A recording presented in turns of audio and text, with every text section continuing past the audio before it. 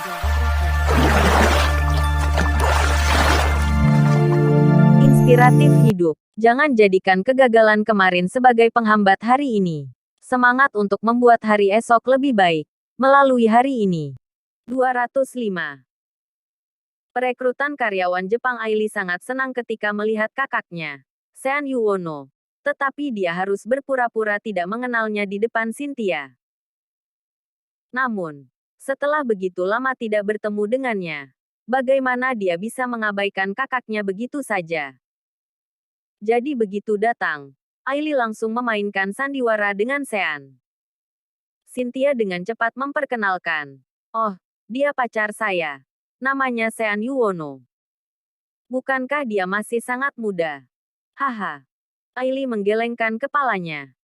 Memang masih muda, tapi tampangnya biasa-biasa saja. Agak tidak layak untuk direktur Cynthia kami. Aili si anak nakal ini. Aili dan Sean adalah saudara beda ibu.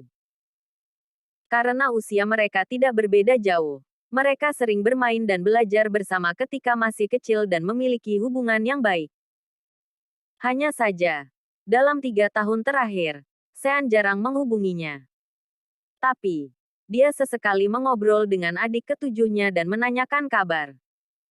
Tidak disangka, begitu keduanya bertemu, Aili malah langsung mengejek Sean. Sean menjawab dengan tidak sungkan. Tampangmu juga biasa-biasa saja. Lagi pula kita semua lahir dari ayah yang sama. Jadi jika aku jelek, kamu juga jangan berpikir dirimu cantik. Tambah Sean dalam hati. Cynthia tidak pernah menyangka keduanya akan saling mengejek begitu bertemu. Wajah Cynthia memucat ketakutan dan dia langsung berdiri dari kursi. Tenang. Tenang. Jangan bertengkar. Sean, jangan marah. Presdir Aili. Sepertinya tidak tepat bagi Anda untuk mengomentari penampilan pacar saya dengan terus terang, bukan? Cynthia merasa gadis kecil yang lahir pada tahun 1995 ini terlalu naif. Bahkan jika dia benar-benar berpikir Sean jelek, dia tidak bisa mengatakannya di depan Sean. Selain itu, Sean juga tidak jelek. Aili tersenyum dan berkata, lihat betapa gugupnya kamu. Saya hanya bercanda. Saya tahu pacarmu tampan.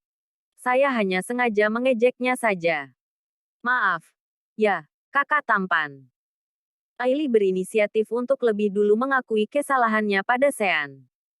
Cynthia sangat senang dan menepuk pundak Sean.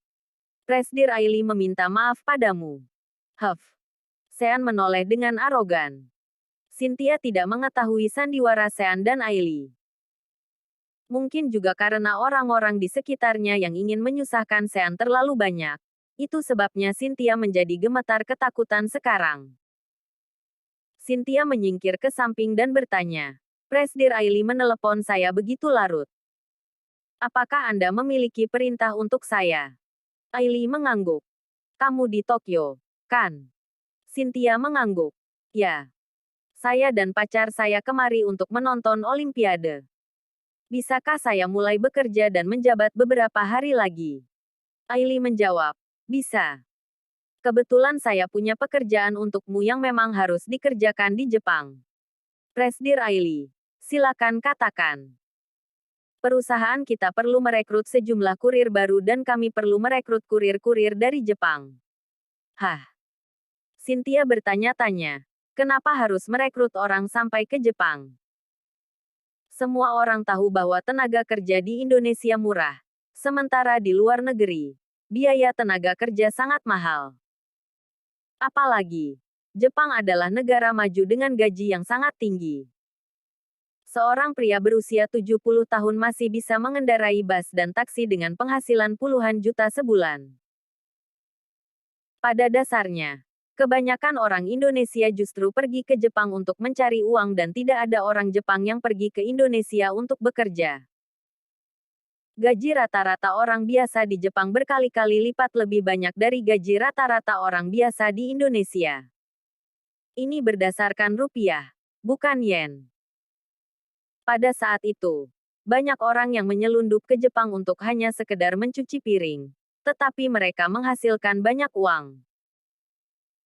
Setelah bekerja 2 tahun, orang-orang tersebut akan kembali untuk membeli rumah dan menunggu sampai harganya menjadi berkali-kali lipat. Tanpa memerlukan latar belakang pendidikan dan tidak memerlukan otak. 2 tahun mencuci piring, berpenghasilan ratusan juta, dan tidak perlu mengkhawatirkan sandang dan pangan seumur hidup.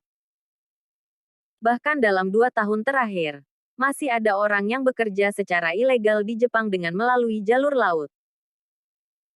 Meskipun Cynthia tidak pernah turun tangan dalam perekrutan seperti ini, dia tahu bahwa merekrut karyawan dari Jepang akan menghabiskan banyak biaya. Meskipun merasa ragu, Cynthia tetap tidak langsung membantah dan bertanya, orang seperti apa yang ingin Presdir Ailey rekrut? Ailey menjawab, wanita yang belum menikah dan berpenampilan sederhana. Tidak perlu bisa berbahasa Indonesia, tapi harus menyukai Indonesia dan laki-laki Indonesia. Terlebih lagi jika mau menikah dan menetap di Indonesia. Rekrutlah 1.000 orang dulu. Persyaratan ini jelas ditetapkan oleh Sean. Setelah berdebat dengan Julius malam itu, dia memberitahu adik perempuan keempatnya mengenai rencananya. Setelah adiknya mendengar pikiran gila Sean, dia menjawab, "Kamu sangat hebat." Sean begini karena merasa patah hati bagi para pria biasa di Indonesia yang tidak bisa mendapatkan istri. Tapi, yang lebih penting dari apa yang dilakukannya ini adalah untuk menghancurkan kepercayaan diri wanita cantik seperti Gianna. Ketika wanita dengan pesona berbeda dan negara yang berbeda menjadi pilihan pria-pria di Indonesia, pria-pria itu tidak akan merendahkan dirinya lagi untuk mengemis cinta pada wanita dan rela dijadikan sebagai ban serep. Wanita cantik seperti Gianna tidak akan berani sembarangan menginjak-injak cinta pasangannya. Begitu mendengarnya, Cynthia merasa sakit kepala. Presdir Ailey merekrut 1.000 wanita muda untuk bekerja sebagai kurir di Indonesia. Khawatirnya akan memakan biaya yang sangat tinggi. Kenapa Anda ingin bertindak seperti ini? Ailey menjawab, selain untuk meringankan beban negara, alasan lainnya adalah untuk bersaing dengan secepat kilat ekspres melalui cara ini. Kamu tidak perlu khawatir tentang uang. Kamu hanya perlu mengontrol biayanya serendah mungkin. Cynthia berpikir sejenak. Ini adalah tugas pertama yang diberikan perusahaan padanya dan tentu saja Ailey melakukan ini dengan alasan yang jelas dan lebih luas. Jadi Cynthia pun setuju. Setelah mematikan video call, Cynthia memandang Sean dan berkata, "Sayang, aku akan merepotkanmu untuk merekrut orang-orang di Jepang bersamaku. Kita perlu merekrut 1.000 orang dan mengendalikan biaya sebisa mungkin. Entah berapa lama waktu yang dibutuhkan untuk bisa merekrut semuanya." Sean tertawa dan berkata, "Tidak apa-apa. Lagi pula, kita punya waktu. Sambil menonton Olimpiade, kita bisa merekrut orang juga." Dalam beberapa hari berikutnya, Sean dan Cynthia pergi ke kota lain. Tidak hanya berlibur, tetapi juga merekrut orang. 5 hari kemudian berlalu dengan cepat dan Olimpiade pun secara resmi dimulai. Upacara pembukaan Olimpiade di Jepang sangat indah. Hanya saja, jika dibandingkan dengan Olimpiade di Beijing pada tahun 2008, tetap masih ada beberapa kekurangan. Pada hari ini, Gianna dan Yoga juga tiba di Tokyo, tetapi Sean belum bertemu mereka. 2 hari kemudian, diadakan pertandingan Olimpiade basket putra pertandingan babak pertama penyisihan grup, di mana tim Amerika Serikat akan melawan tim Yunani. Tim bola basket putra Amerika Serikat telah membentuk tim Avengers super mewah kali ini dengan anggotanya, yaitu LeBron James, Kevin Durant, Stephen Curry, Leonard, Paul George, Kyrie Irving, Westbrook, Lillard. Semuanya adalah bintang top dunia. Pertandingan bola basket putra Amerika Serikat juga menjadi acara yang wajib ditonton di Olimpiade ini. Kursi di lokasi juga sudah penuh. Sean dan Cynthia tiba di lokasi pertandingan. Mereka membeli kursi VIP di baris pertama.